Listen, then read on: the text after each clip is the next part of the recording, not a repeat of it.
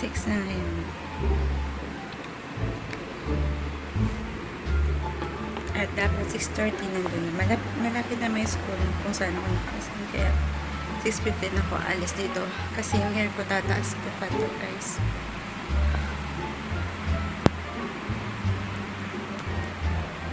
Bawal mag-video doon. Kaya after na lang ako mag-video pag nandito na sa doon. So, see you later, guys.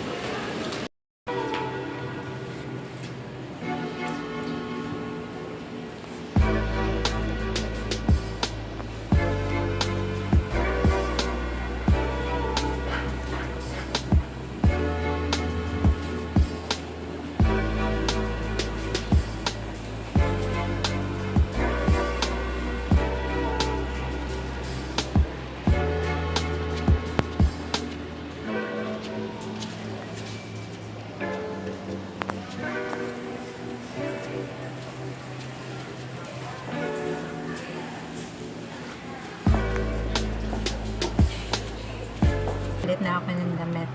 Nababa ako mamaya.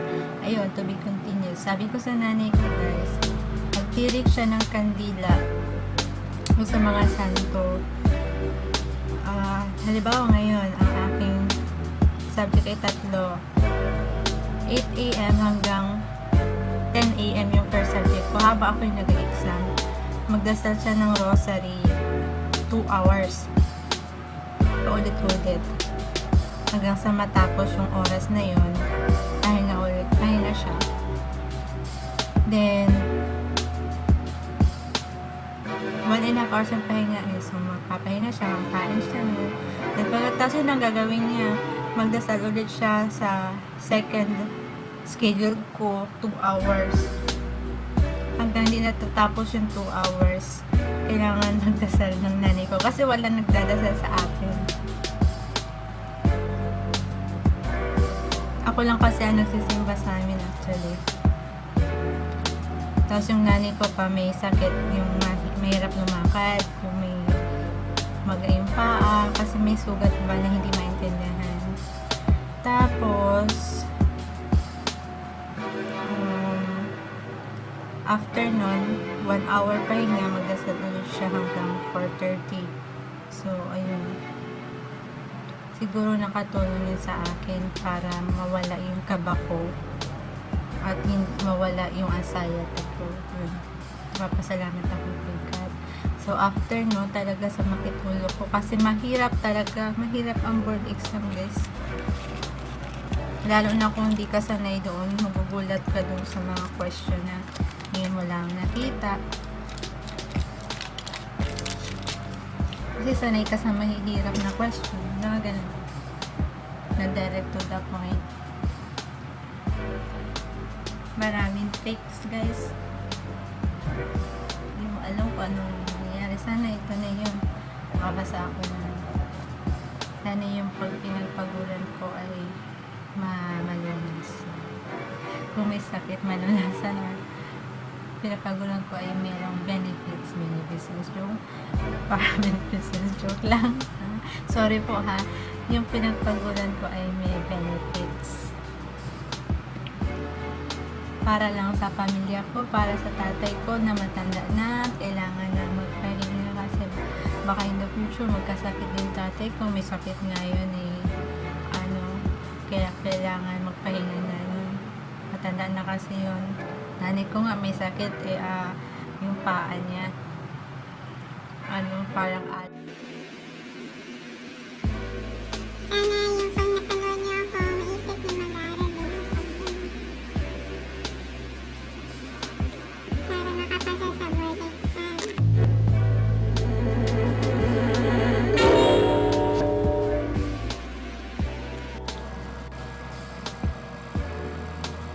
PS pala nga, guys. During the board exam, guys, bawal magkwentuhan ng mga kung anong lumabas sa board exam. Yun. Sila mga ko. Bawal magkwentuhan na, ganito, lumabas, ganito, ganito. Bawal yun. Kaya hindi ako nagkukwento ng mga kung ano-anong lumabas, guys. Hindi ako nakikipagkwentuhan, guys. Kasi alam na this kapag nakipagkwentuhan ka.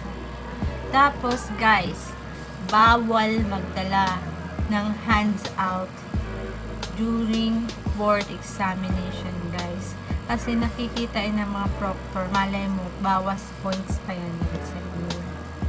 Bawal din magdala ng cellphone sa loob ng classroom. Bawas points yun, guys. Yun ang sabi ko, guys.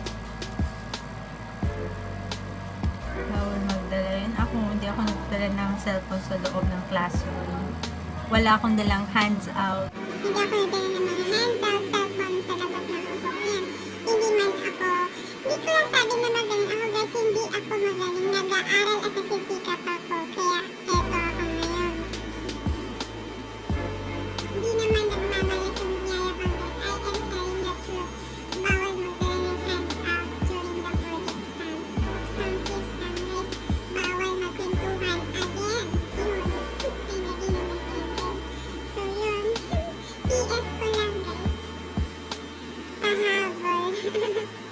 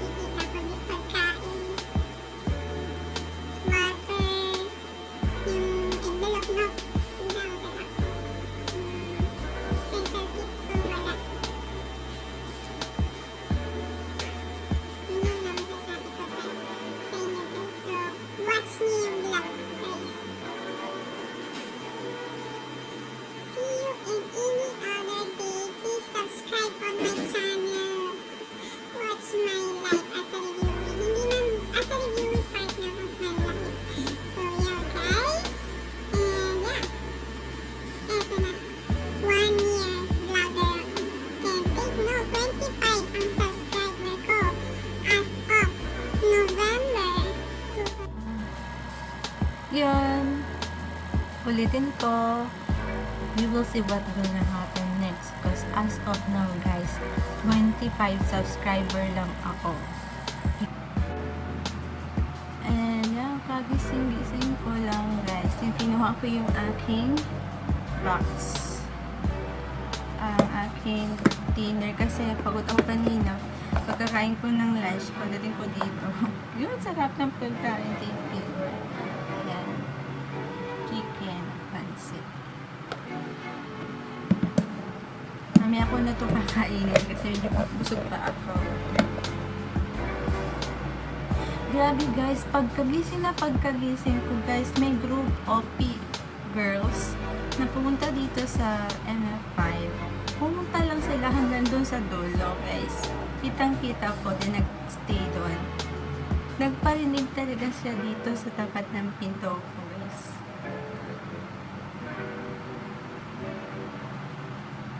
Tapos, alam mo naman ang ganda niya.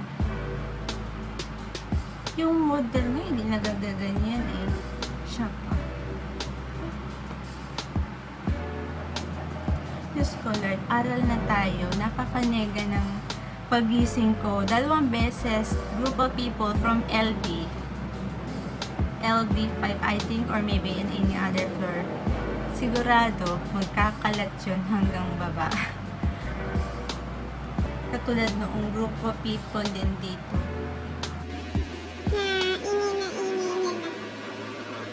Dito sa MF5. Kaya nakapasalaw na alam ko dyan ay yung isang tahimik na super serious pag-aras. Kasi sila yung halakapan ng halakapan dito sa MF5. Humina-ingin. Yung ibang mga, mga reviewer, inadamay nila sa kalokohan nila. Ina-friends nila. Siyempre, pag sinabi nga naman maraming friends, pagtawanan ka na yun, wala kang friends, lalo na ako. Mag-isa lang ako makain. May friends ako, pero hindi ako barkada na gano'n. Nagpaparinig na gano'n, guys, kung alam mo lang.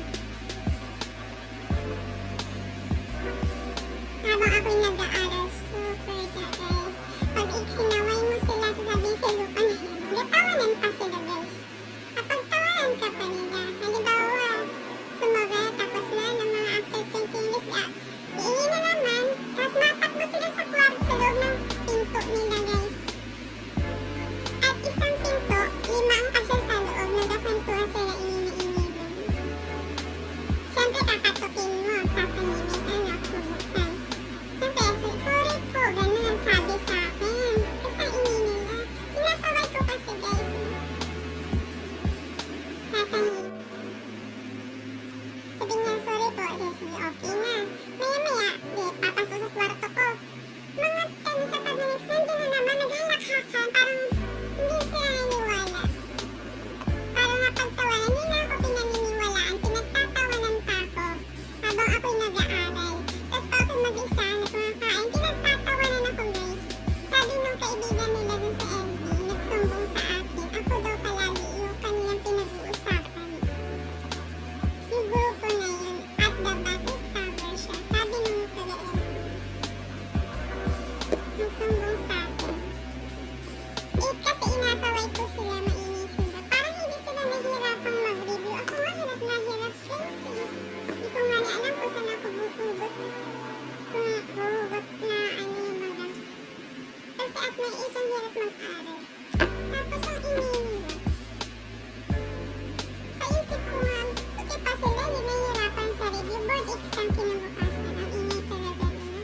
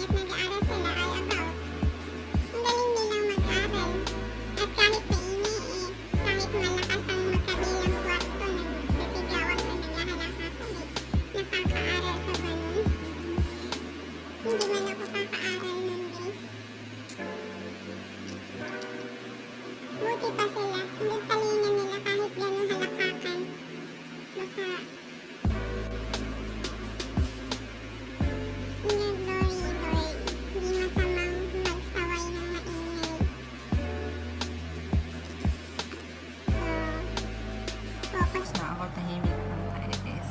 So yeah, see you in any other day. Recorded ko minsan talaga yung maiingay guys. Kaya pagpasensyahan mo na minsan kasi kaya may background music yung aking YouTube.